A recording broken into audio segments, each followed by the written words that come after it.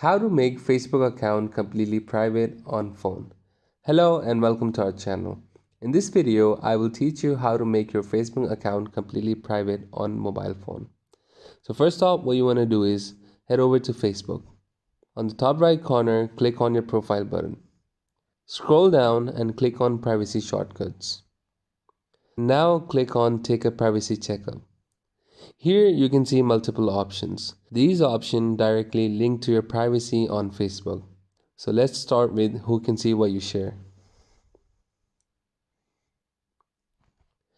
Click on continue, and here you can see the visibility of your phone number and then your email, your birthday, hometown, relationship, current city, education.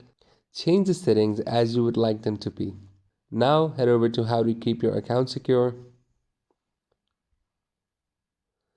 Here you can change your password, control your alerts, and then add an extra layer of security to your account. Go back.